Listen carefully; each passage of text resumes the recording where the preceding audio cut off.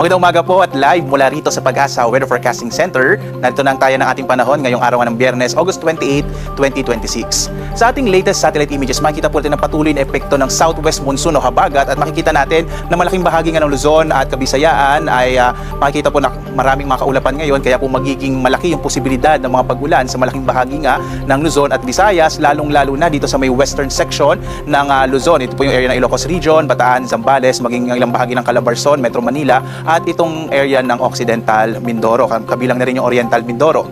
Patuloy pa rin nating minomonitor itong low pressure area na huli nating namatan sa 720 kilometers silangan ng Itbayat sa Batanes. Posible pa nitong maging bagyo lalo na this coming weekend, pero hindi naman ito magkakaroon ng direktang epekto sa ating bansa. Hindi natin inaasahang maglandfall sa Pilipinas at ang magiging direksyon nitong low pressure area na kung sakaling maging bagyo ay sa may bahagi naman ng Taiwan. Kung sakali po maging bagyo ito, tatawagin natin itong Pilandok.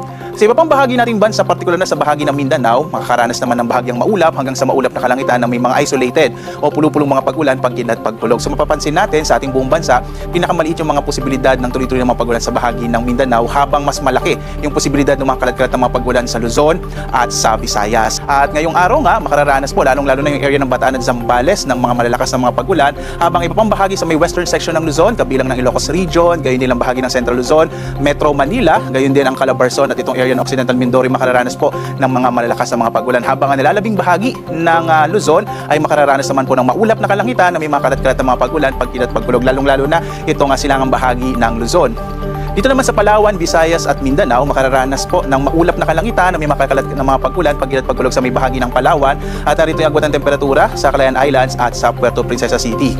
Makararanas din ng maulap na kalangitan na may kalat-kalat ng mga pag-ulan, pag-inat, pagkulog ang bahagi ng Kabisayaan. At kasi natin sa Mindanao, walang masyadong mga namamataan pa tayong mga tuloy-tuloy na mga pag-ulan. May medyo mainit nga yung panahon dito sa may bahagi ng Mindanao. Kaya mag-ingat naman dun sa potential naman po ng too much matinding init na maaaring maranasan sa bahagi ng Mindanao.